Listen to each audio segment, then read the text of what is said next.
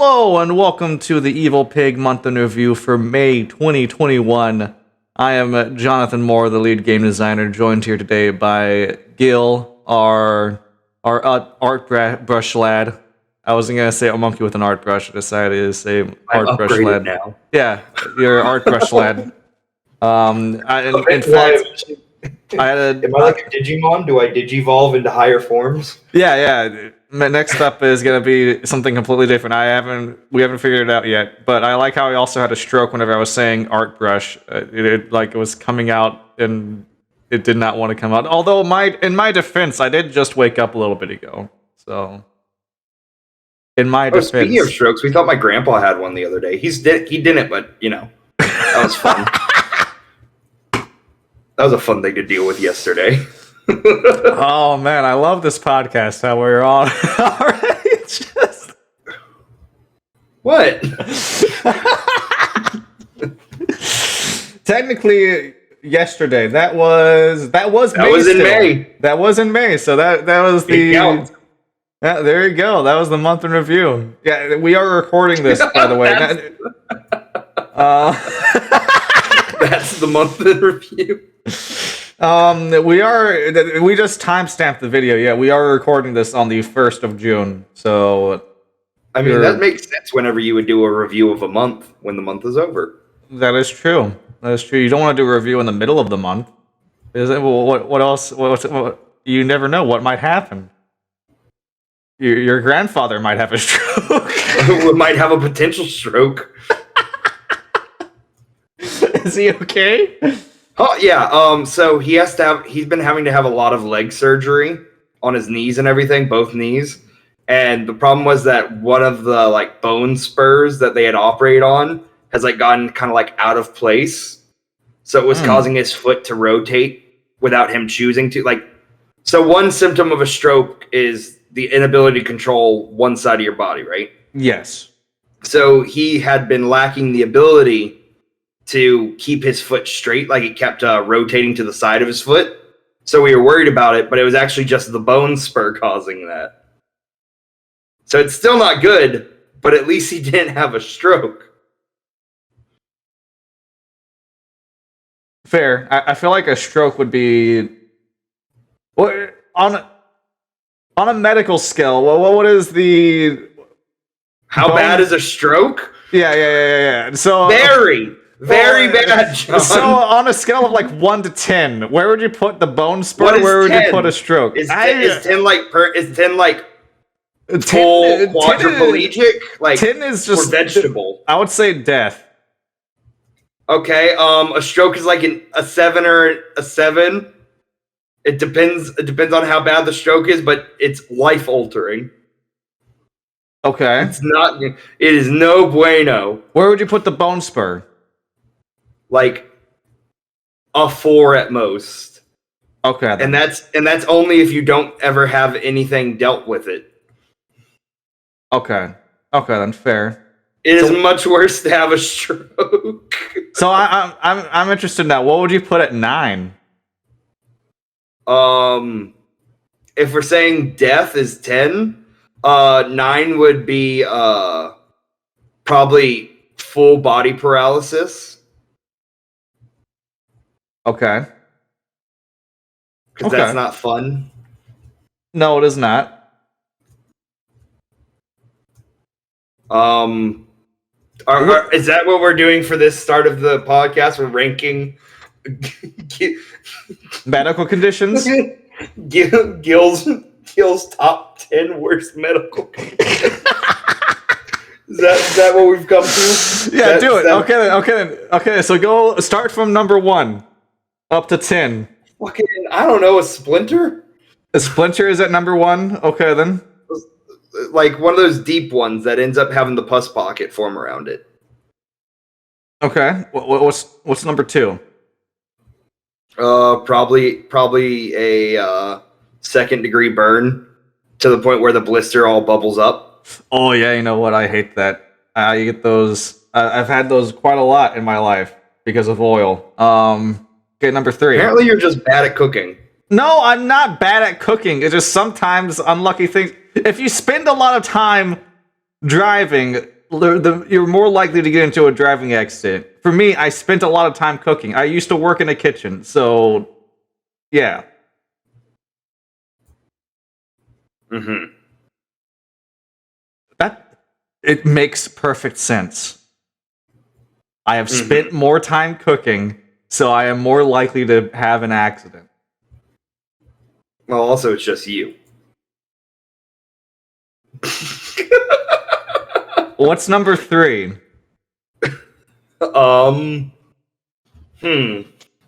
Let's think. If a second degree burn with like the blister is number 2. 3 is probably like a broken, like unbadly broken finger, like where it's broken to the side. Okay, then you said number 4 is a bone spur. Yeah. Number 5. That would be let's say 5 is probably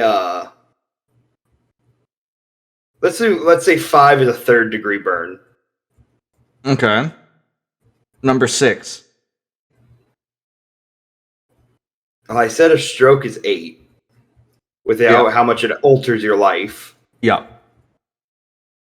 So that means we still got to do 6 and 7. So, and 5 is a third degree burn.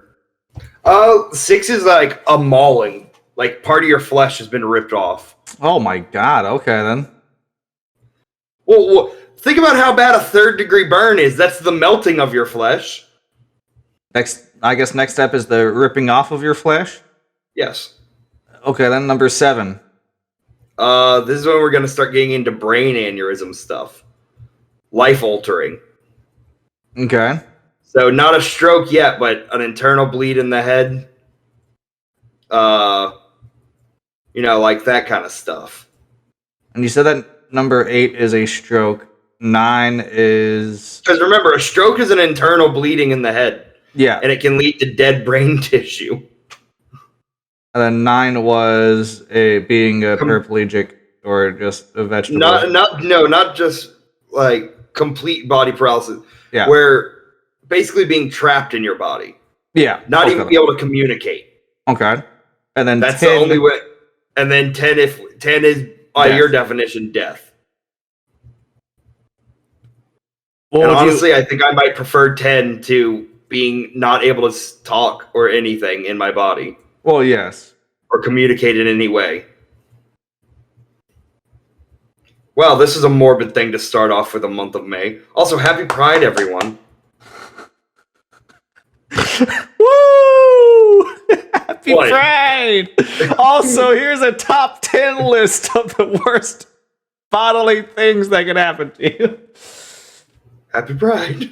Yay. Oh my god. Okay, then let's go back to Evil Pig. This is Evil Pig month in review. What have we done this month? One thing, Primus Star has got a lot of edits for skill checks. Been working on it. Like that. Speaking of which, I actually wanted to run over some of that stuff with you here real fast. Okay. I know we got rid of sight and hearing. Yeah, and I told you that it should just be made into a general perception check. Yeah, perception and you can flavor it just as mental. Better hearing, better sight. Yeah, perception is just in mental. I'll put that in there. Perception is mental? Interesting. Yeah. I mean, you see and you hear and everything, but your brain still has to process it. True facts. It's one of those things that I never understood that. So I get that in D&D it's an intelligence check. Okay, that makes sense. I also think perception could be a dexterity check. Okay, I think you can argue for dexterity. You're gonna have to argue with me for dexterity right now because I'm not seeing it. Okay, dexterity is the very skilled, fine use of it, right? You can be smart as hell, but deaf. Big part of your perception is your ability to analyze the things. And dex skills are typically associated with the ranger skills. Okay. I definitely don't think it would be wisdom, because I feel like wisdom is very much the... Wisdom is a weird thing in D&D. Okay then. That's off topic. Okay, but this brings up the whole thing of how I explain the different stats in D&D to new people. So strength is how well you can squash a tomato. Dexterity is how precise you can throw a tomato. Constitution is how well you can keep down a rotten tomato.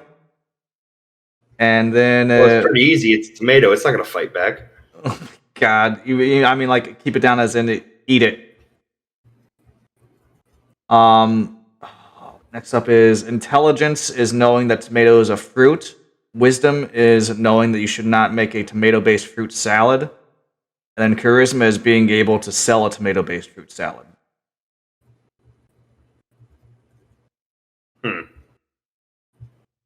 Those are the D&D stats explained through tomatoes. But why tomatoes? Because people know what tomatoes are. Don't you use it with a potato? You could use it with a potato. You could use it with anything. The point is, I use tomatoes. Intelligence is knowing that a potato is a nightshade.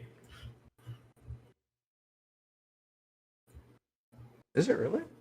Yeah, that's why poisonous potatoes are so deadly. All potatoes are technically poisonous potatoes. They just haven't gotten there yet. Interesting. So we really woke up one day and were just like, yo, is this Damn, I want to eat this poison. Is this shit poisonous? Yes. Yo, let's eat it. Yo, this shit busted. It's like the first guy who milked a cow. Kind of sus. I'm pretty sure that he had some kind of kink. Oh, there's Jeffrey the cow herder. Guys. If you suck on the little dangly bit, some good stuff comes out. Jeff, we told you to stay away from the village.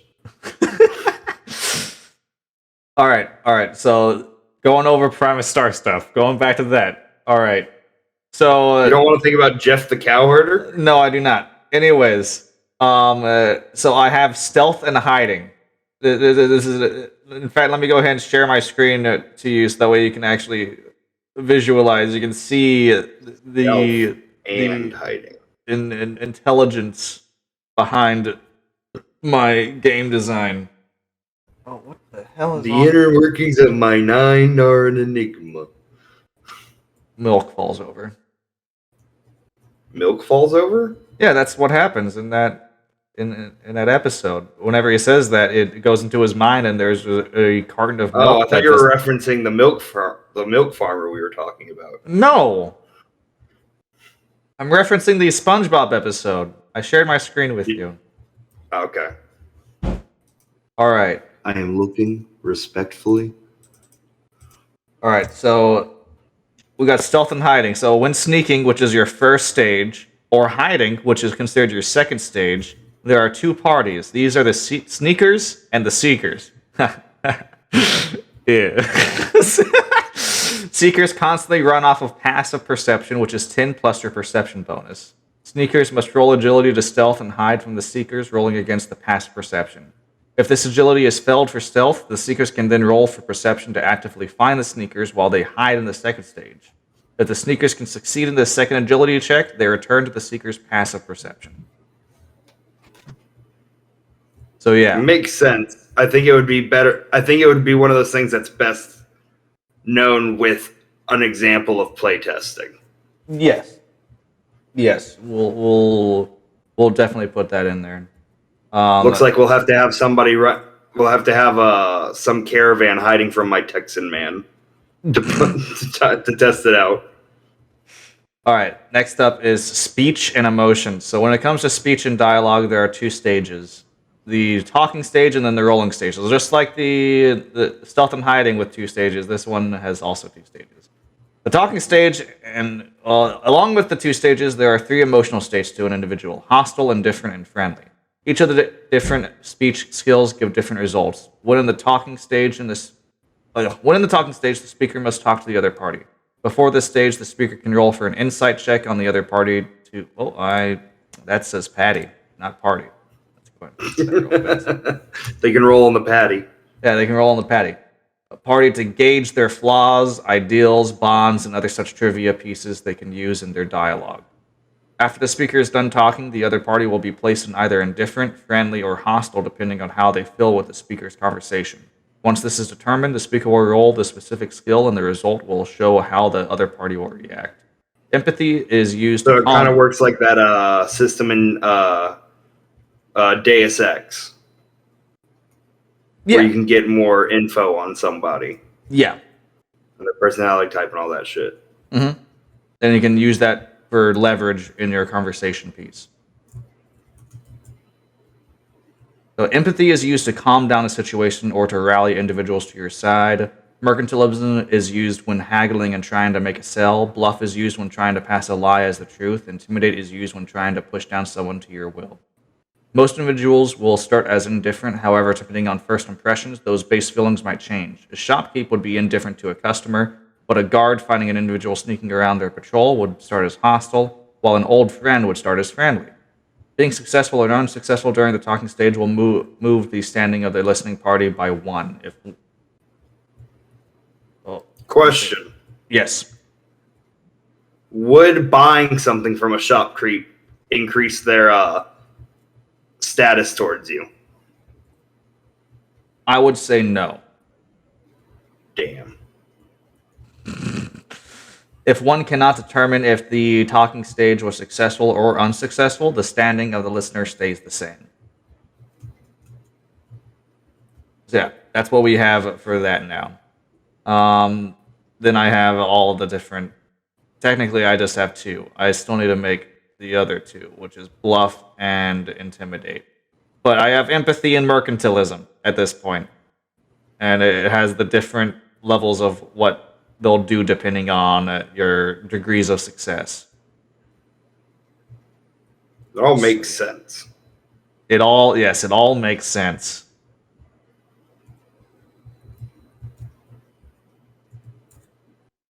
I like it so far. Yeah, it makes it a bit more involved than just, hey, roll persuasion. Yeah. It reminds me of the one time I played 3.5 because it kind of had weirder rules on that stuff. But that may have just been the GM I had. Gotcha. But I am happy with this. I still need to make the, like I said, the bluff and intimidate things.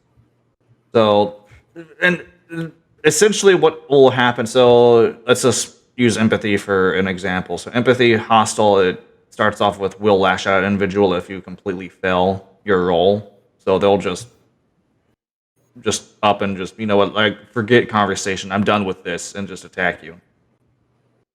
Or just ignore you, depending on the situation. Like, if it's a shopkeep and they're hostile, they're not going to just attack you. A shopkeep that is hostile just has a gun. You say my price no good? Ah! Why is he Italian? Or whatever that is. I mean, that wasn't really Italian. That sounded more like it was maybe Indian, Arabic, something around there. If it's Primus, likely none of those. I mean, it might be. Is there an Italian space colony, John? Do they make space pasta? There might be. What was the name of the restaurant we came up with? What? When? It was on we talked about it on the last podcast. Oh God. Oh jeez. I mean, I kind of remember. I don't know the name of it. I know it was a meme. I know that. Oh, I don't remember it. All I remember from last podcast was us talking about Steve-O, the Loch Ness Monster. It was a good podcast. I don't remember. You want to talk about Steve-O again? No, I do not want to talk about Steve-O again. So anyway, going back to this empathy roll. So hostile, it's just level 0 is will lash out individual. However, indifferent, it just goes up to the level, the next level of hostile. So that's what it does. And then friendly, it goes to the next level of indifferent. So I don't know if that makes any sense to you. It makes sense whenever you actually look at the chart. It makes sense, but maybe instead of calling them different levels of friendly, hostile, and all that, you could just say that you could give them different names. Well, I'm just saying that right now it has no name because it doesn't need a name because there's a fucking chart. So could you could be like friend? You could go from you could go light to then friendly, or friendly to light, maybe. And then you could go to hostile, and instead of going immediately hostile, maybe say rude then hostile, because hostile makes me think of someone pulling out a gun. No, it's not supposed to mean that. Hostile is supposed to mean that they are not in favor of your conversation.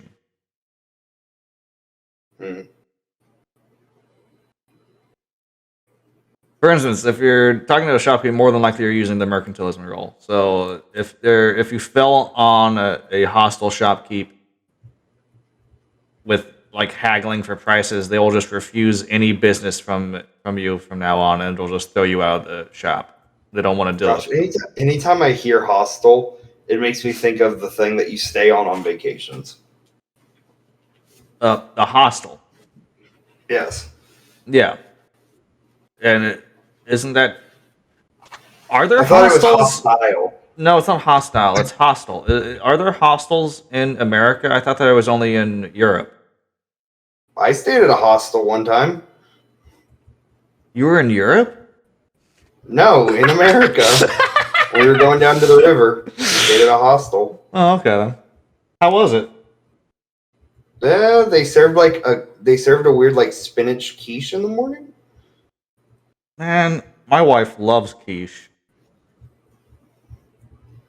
It was all right. Could have used sauce. What kind of sauce? I don't know, some spicy. Speaking of, I can make myself eggs later. Okay. I haven't eaten today. I'm Eggs hungry. with spicy sauce? Yeah, like sriracha Okay. or Cholula. Fair. I'll put some spicy sauce in it if you know what I'm saying. Okay. So yeah, that's the stealth and hiding and speech and emotions stuff for Primus Star that we have so far. This podcast is so emotional. I'm liking how it's turning out, and yeah. Could we have the option to stealth poison someone with a drug that will make them like you more? I mean, I guess if you have a drug that makes people like you more. What was that thing that you gave Benny that was with nanobots to inject acid into you? That was a drink at the Joystick. Yeah, it was on the Baron at the bar, the Joystick, and it was called the Invader. I don't actually, on second thought, Chief, I don't know about the optics of forcing an invader in people. I mean, you're the one asking about it. You're the one who's asking. Yeah, I know, but I'm realizing now that it sounds really, really bad. Drugging someone without their consent. Specifically with a drug that's called the Invader. But drugging someone without their consent is fine, as long as it's not with a drug called... well, it's not even a drug, it's a drink. It is literally an alcoholic beverage called the Invader. Well, yeah. This is a tabletop. It's okay. It's okay to do horrible things sometimes. Such as hold a baby at knife point. She did not know it was a baby. Yes, I know, but it was still hilarious. Oh no, it was hilarious at the time whenever it happened because she was like, "Oh wait, it's a baby," and we were like, "Yeah, it's a fucking baby." Oh my god. Oh jeez. Oh, terminal velocity news. Code was all messed up. Didn't know how to make things touch each other anymore. Yeah, collision was no longer there. What a loveless marriage. Collision was no longer there for anything, so yeah, nothing was actually colliding with each other. But now apparently it was fixed, so we fixed it. We had no idea why nothing was colliding with each other, but it's fixed now. Well, one of them had a headache. It seemed like the entire system had a headache. Fucking not touch each other. Well, technically not the wrong description. Well, yeah, I wanted to say that because I felt like it would probably... I'm not going to explain myself. Anyways, but yeah, there are collisions again. So we have collisions again. Point is, it's working now. Yes. Everything is good. Well, not everything. We fixed that problem. I don't know. You can now bump into stuff. There's probably other problems that we have to fix as well. More than likely, there's several problems that we have to fix. It's a video game after all. They're in development. You're telling me you can't just press a button on a computer and it's made? Nope. Can't do that. You're telling me that digital art and artistry requires skills? You can't just press a button and the computer does it for you? Yeah, you need to actually make it. I'm shocked. Hello, shocked. I'm Jonathan. Oh, God.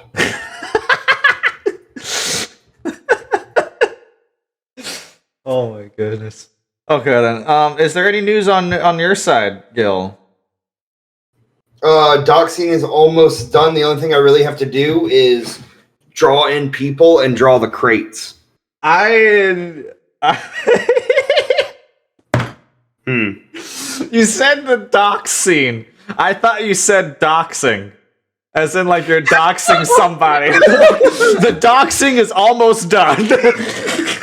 You didn't know, John?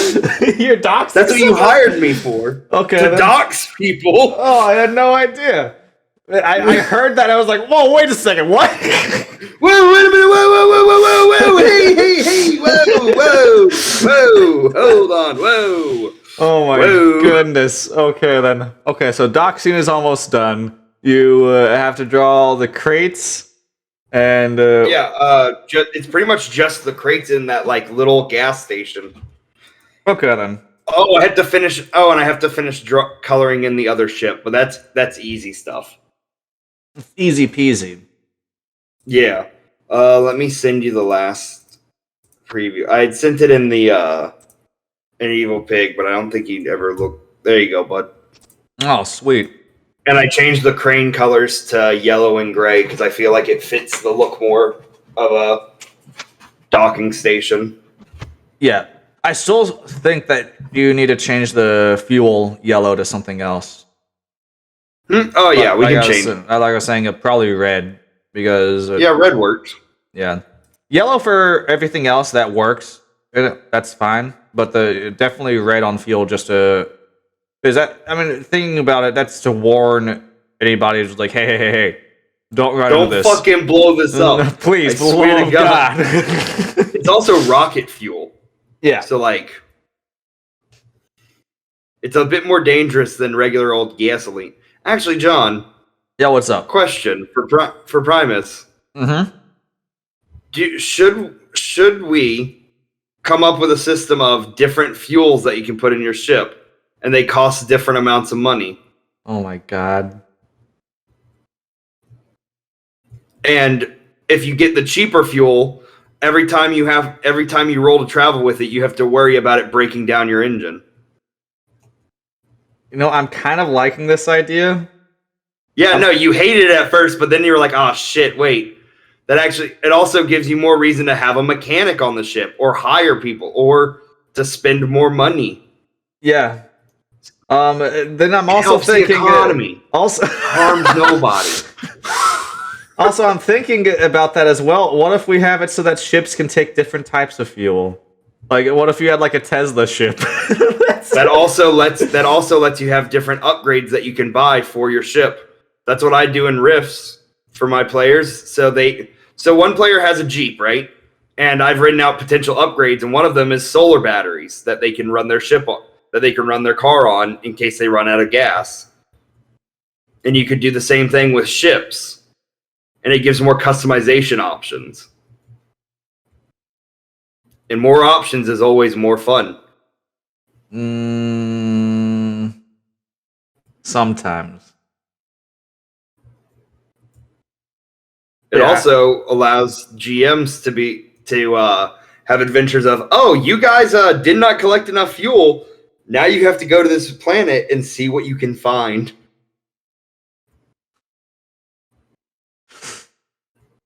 Okay, then I think. Did that ever happen in Star Trek? I feel like that happened in Star Trek.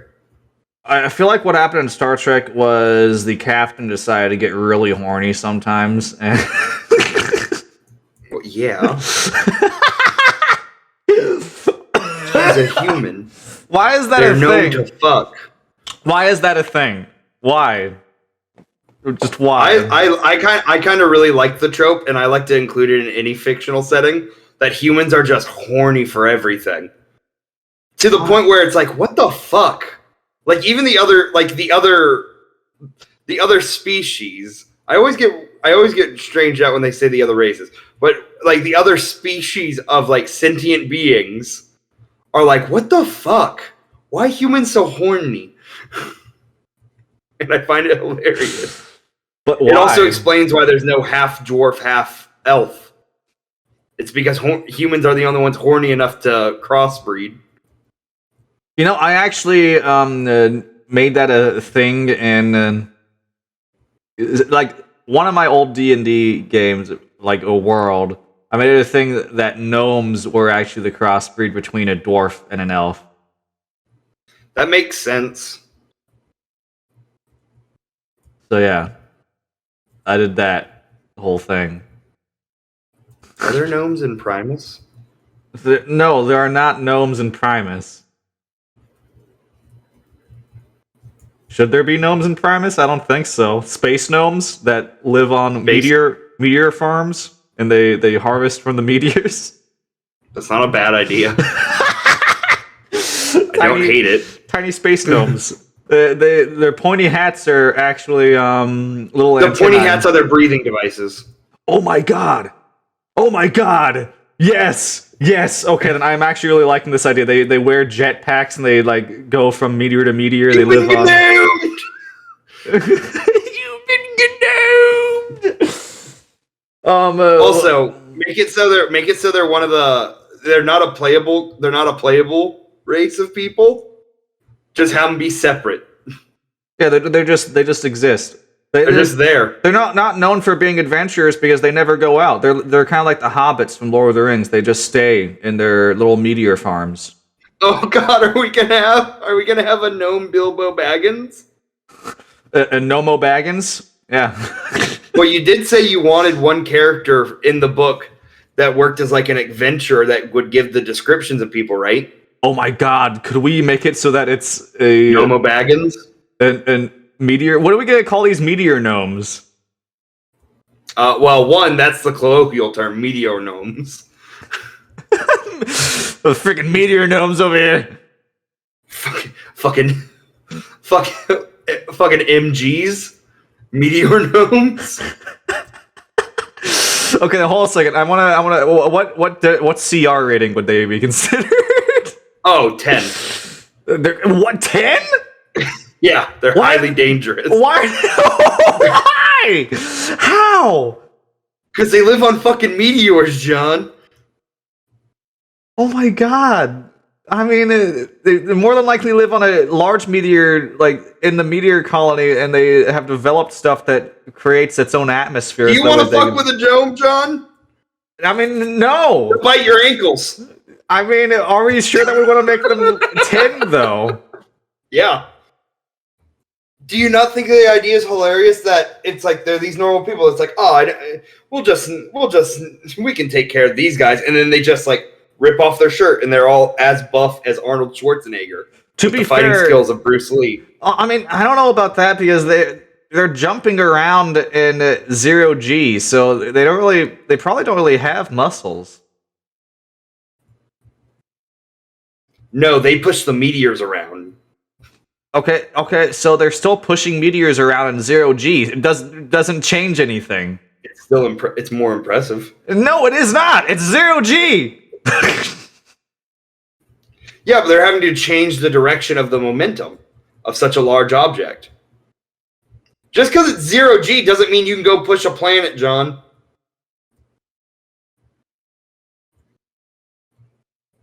I guess.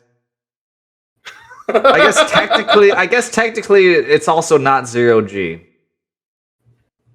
There is still some force. Yeah, if they're on something, it's definitely not 0G. It's just really low G. Or you could have all of the meteorites be made out of tungsten, and they actually have higher gravity. Are we sure we want to put these guys at 10? This is. I'm gonna go over the lowest I'll say is 5. Okay, then I can go with 5 because I was gonna say one of the CR10s is a pterodon, which is known a large pterodactyl-like creature that is known for leading entire pirate organizations just because of how ruthless they are, and they never. Oh, so a Ridley. Yeah, that's what I meant. Yeah, I was like, as soon as you said a pterodactyl that leads pirates, I was like, this is our Metroid reference. I see. Yes, yes, I love Metroid, so I was like, I gotta have Ridley somewhere in here. All right, so a CR5, I can go with that. In CR5, we got executives, we got amalgamate hosts, we got war boys, we got kelpies, alligators. So a meteor gnome has the similar kind of strength to an alligator. John, I'm gonna be honest with you, Chief. I can kill an alligator. Okay, take me to the swamp. So you can kill a meteor gnome. Probably. All right, what are we gonna call these guys? I don't want to call them meteor gnomes.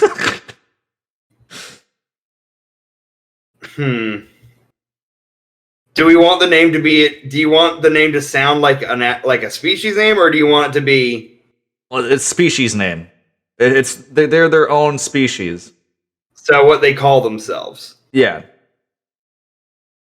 I'm gonna go out on a limb as well and say that they used to live on a planet and everything, and they developed technology. But then they. What if they mined their planet to the point that it fractured into the asteroid field? That's what I was gonna say. They were collecting so much resources from the planet that it just basically they destroyed their own planet, and now they live on the meteors of the planet as well. And so they fracked too hard. They fracked way too hard. Sorry for party fracking. Sorry for what? Party fracting, like party rocking. Only they in their terms, it's party fracting because that's what they. What's the name of the meteor domes? Party frackers.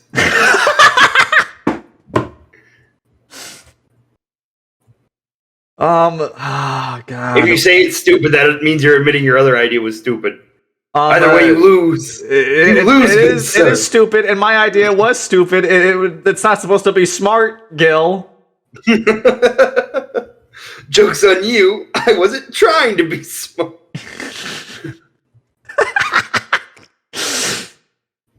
What should they Party be? Frackers in the house tonight. What should they be called? That's one of their famous bands that they have.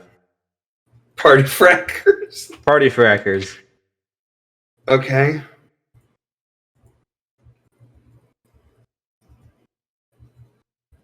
Actually, I kind of like the idea of going. It starts with an F. Let's go from there. Okay, it starts with an F. No, because you already have Fredizian. What letter do we not have a species start with? Who cares? We literally have so many different species that start with the same letter. I don't know, Chief. Well, are you gonna say Darabin can't be called Darabin because there's also donkeys? No, because Darabin aren't donkeys. Yeah, this isn't a Fredizian.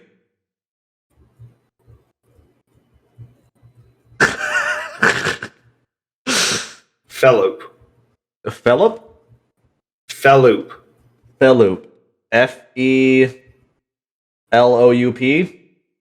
Feloup. That's F.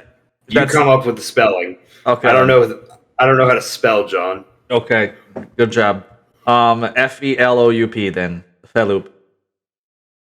Also known as the asteroid gnomes. Meteor gnomes.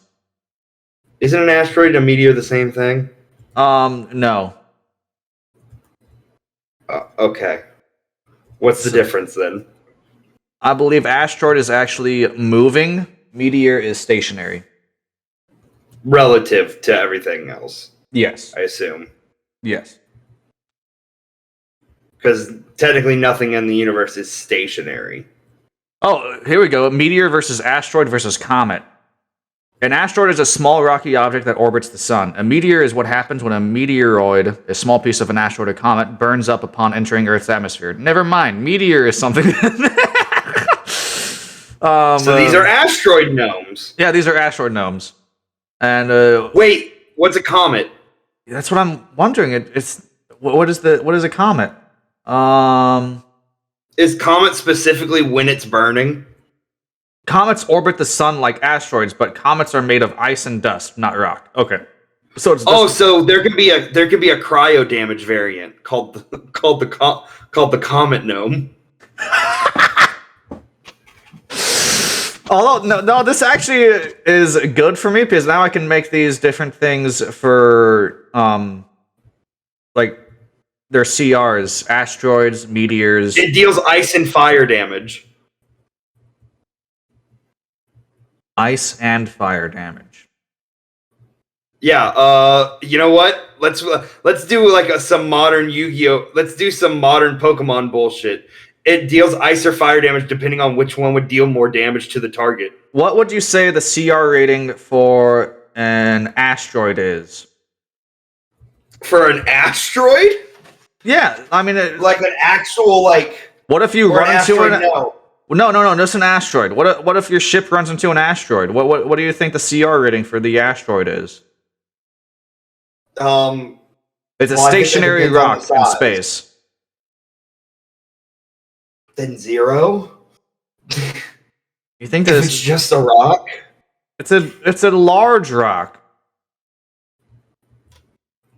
I'm sure it can. Do large rocks hurt me, John? If you run into it, if your spaceship runs into it, yeah, it's gonna hurt. That is.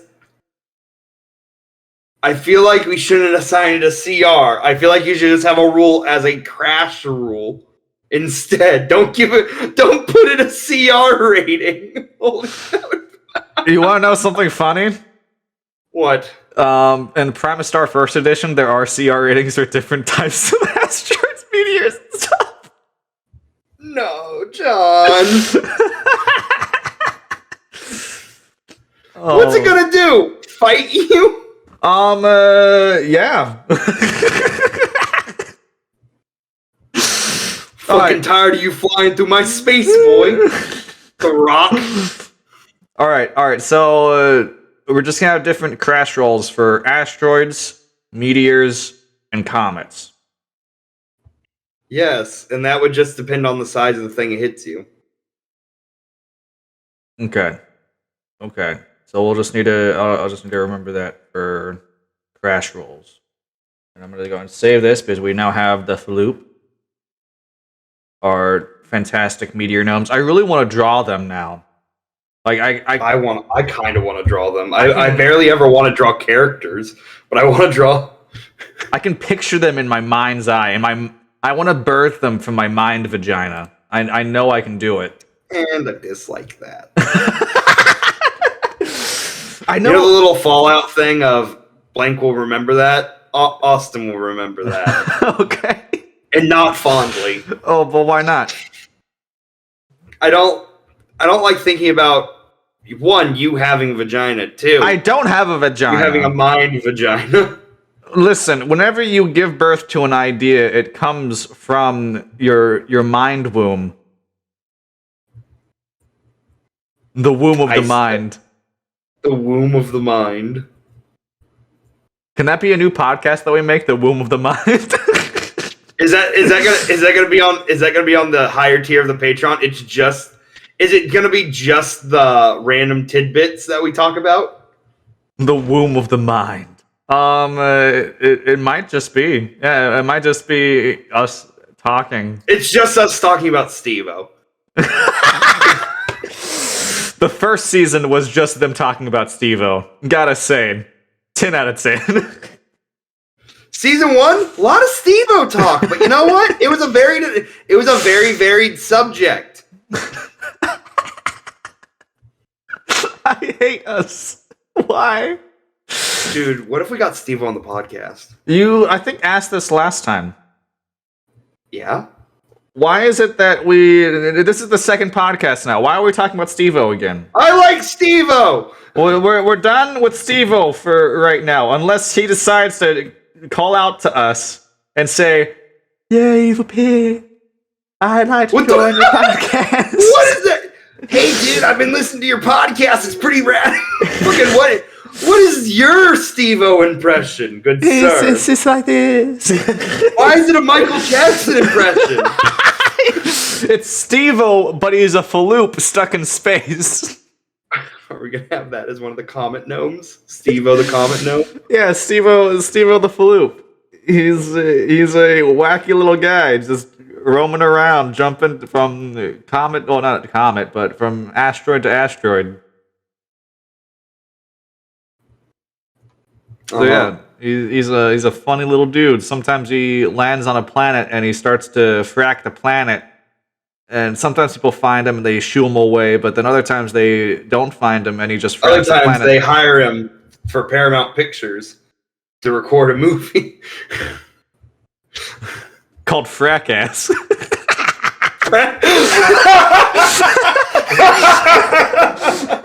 John, this is why we're a good creative team. That right there, that's gold. Frackass. I fucking love it. Yeah, they hire him to go to abandoned planets or just planets that don't have anything on them, and he fracks them. Hi, my name's Steve-O. Welcome to Frackass.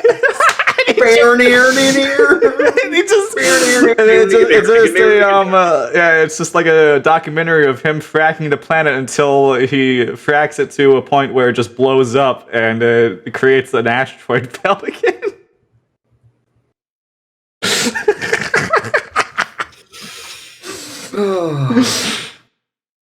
Yeah, welcome to Frackass. Hi, my name's Steve-O. Welcome to Frackass.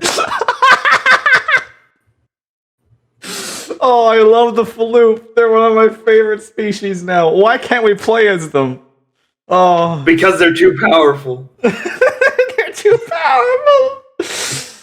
Oh my goodness. I mean, I already have an idea for like their helmets. It's gonna definitely be like a red pointy hat or different colored pointy hats. Oh no, it'll be a red pointy hat, but the Comet variant will have icicles off the back of it, like Sonic the Hedgehog spikes. Oh, so I think that the Comet variant should be blue with icicles coming off of it. Or think about this. It's still the red cap, but it's cased in ice. So it's purple. Big brain. Oh, okay then. Okay, interesting. I'm still under the whole thing of maybe they have different colored hats. Is there gonna be an entire section of the Inibee book that's just called the Floops? Yes. Yeah, the different faloops. I'm gonna say that they have different colored hats depending on what their jobs are. How about that? Okay. How about that? Like, how about that? Red is warrior falloop. Warrior falloop. Yeah, they're the ones that are the warrior class of the falloop. The last and first lines of defense for the falloop empire. Oh, they're an empire now. Yeah, they live on several different asteroids. They fly around sometimes. I want to say that sometimes they also their ships are more than likely. I want to say like sometimes they just put thrusters on an asteroid and they just ride the asteroid through space. So they're now just so they're like Lobo What is that? from DC Comics. Do you think I am a nerd? Yes. You're probably correct. But I don't read DC Comics. That's fair. Wait, so that's how they get around? Wait, okay, question. Yeah. Are the floops, are they a hive mind? Or do they just really like to live together? I'm gonna say no. They just really like to live together. They know that there's power in numbers, and they live by that ideology. Oh God, do they have fallopian tubes? No. I'm gonna say that the reason they can live for so long in space without really an atmosphere or anything like that is They because don't actually need to breathe. It's for aesthetics. No, I was gonna say whenever they had their own planet and everything, they developed their technology so much. I'm gonna say that they are essentially just cyborgs. What is a natural born floop then? They no longer naturally birth faloops. They create them. Huh. All right. Through a combination of biology and mechanics, they create new faloops. Wait, so are they like Sentinels where there's a master mold and they're all copies of the same floop? I'm gonna say yes. Oh no. I'm just imagining, you know the Volt in Fallout 3? Gary. Yes. I love that vault. But yeah, I'm gonna say maybe no. I'm not gonna say it's a master mold from one Faloop. I'm gonna say that it's that if two Faloops love each other very much, what they'll do is they'll take the biological DNA from the two Faloops and put them into a birthing chamber. And then in the birthing chamber, they also add the mechanical pieces and stuff like that. They don't do mechanical. They don't do analog reproduction anymore. Yeah, no. They no longer procreate. They just Does that mean all Faloops are virgins? in the technical sense, yes. Is that how they gain their power? I mean, if you want to live in your fairy tale world, sure, yeah. Could you say that the Faloops, if they are a character class race, they have a bonus to the wizard class? To the mage class, you mean? Yeah. I'm gonna say no because they are primarily composed of cyborg pieces.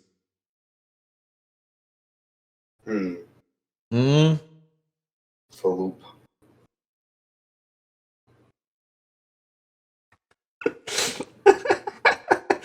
I'm loving the idea for this. Oh my god. Oh jeez. I'm great at coming up with different races. Okay then. So we have developed a culture for these asteroid gnomes. I really like the idea that they all are either incredibly savvy for business frackers or jackass or fracassers. Frackers and fracassers. I'm gonna. Oh, by the way, I did change the name for the squibs. What'd you change it? Let me see real fast. I don't remember it. It's stuck in my head now. I'm gonna say that more than likely they get along with the asteroid gnomes, the Faloops.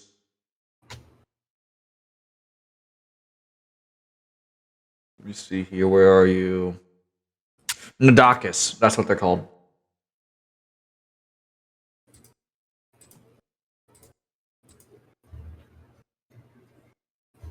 So yeah.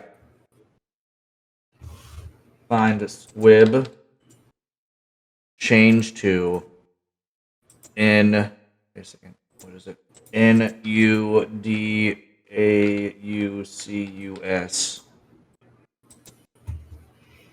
TYN.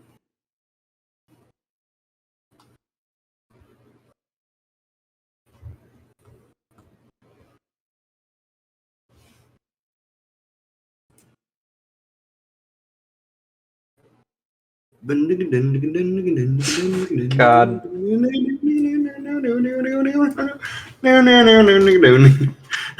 It's stuck in my head, John. Yeah, I can tell. Luckily for you, the podcast is almost over, and now I'm just looking through all these and changing the squib to Nadakis, and I just changed it the quick way, but then I forgot to make it so it's squibs, so now it's just Nadakis with 2 S's at the end.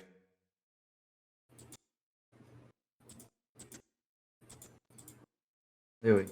Oh my goodness, there's so many. There's so many of them. Okay. Okay, I think I got all of it. I think it's funny that the Nadakis, their homeworld is named Flurp. Flurb? Flurp. Flurp.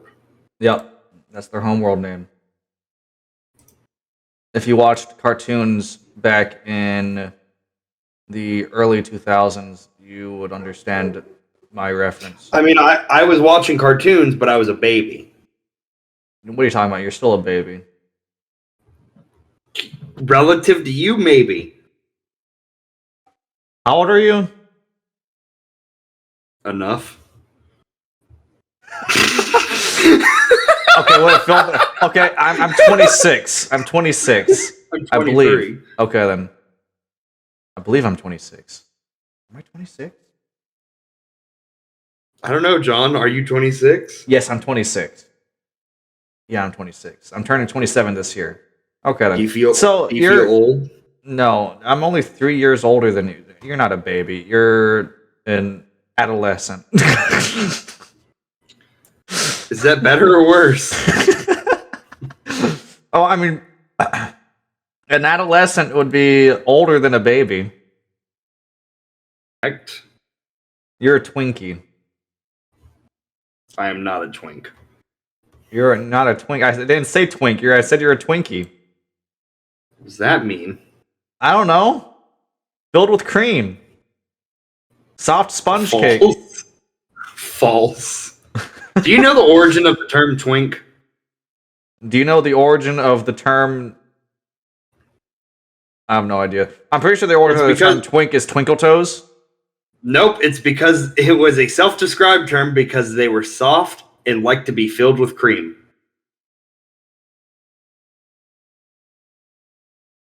All right, guys, this has been a fantastic month in review. This has been a month in review. I hate. Oh my god! Happy Pride Month. Happy Pride Month, guys. Hopefully everything goes smoothly. What state denied cops from joining Pride Month? Was it Chicago? I can't remember. Probably one of them that had a lot of riots. I thought it was hilarious though, and I was very, very happy. That's how hilarious it was. Oh my goodness. Yeah, guys, happy Pride Month. You guys have a fantastic time. Don't let other people get you down. You Be do yourself. You do you, boo. You do you. And guys, thank you so much for listening to the month in review for May 2021. And wait, this is Pride Month. June 2021 is Pride Month. Yeah. Okay. Yeah, but we're recording this on June 1st, and it's the month in review for May. Yeah. So people who hear this, they'll hear the Happy Pride Month. Yeah. Well, I mean, people who are actually giving us money on Patreon. Yeah. Afterwards, it's going to be what's after June? July. So yeah, but we can still say Happy Pride Month then. It is very true. You know what? Every month is Pride Month. Don't let them get you down. what is the thing? Be great, be gay, do crime. Is that the thing? Is that the thing that's hip with the kids? Skate fast, eat ass. Smoke grass, eat ass, sled gang. Sled gang. I don't know. That's what my old roommate would say. All right. Well, this has been Fracast. Guys, I love Fracast. All right, we're gonna be done now. We're gonna be done, guys. Yes, thank you so much. We will be back here. Thanks so much. We'll return with another episode of Fracast next month. Next month, with Steve out the Faloop. Oh my god. You're all beautiful, beautiful people. I'm gonna go and get ready for my stream here in just a little bit, and see you next month. I'm gonna keep drawing. All right, hell yeah. Will you be joining for the stream? I should be able to. Okay, hell yeah. And then I'll go for another walk because I know I have good news to end the podcast on. Okay, good. I finally get to see Marissa again in a week. Yeah. It's been a year and a half. It's been a year and a half? Yeah. Man, that's a long time. Yeah, it's been hard. I'm not gonna maybe we'll go to Pride. We may go to Pride in New York. Ooh, that would be fun. Heck, I should actually. Yeah, they'll be celebrating it, won't they? Yeah, they should be. Huh. Well then, I'll go have some gay pizza. What exactly would that be? Gay pizza? Yeah. Yeah. What are the toppings on gay pizza? Well, it depends on who you ask to top. Oh my god! All right, guys, I have been Jonathan Moore, the lead game designer for Evil Pig Productions, joined here by our art brush lad, Art Boy, art brush lad. Which one are we going with? What's my class up? So we're still at art brush lad. Art Boy might be your next tier, so we gotta. Okay. Yeah. All right. I gotta work up to it. I gotta earn the title. Yeah, you gotta earn the title of Art Boy. All right, guys. Okay. Well, thank you so much for watching the month in review for May 2021. Here next month. Until then, see ya. Bye-bye.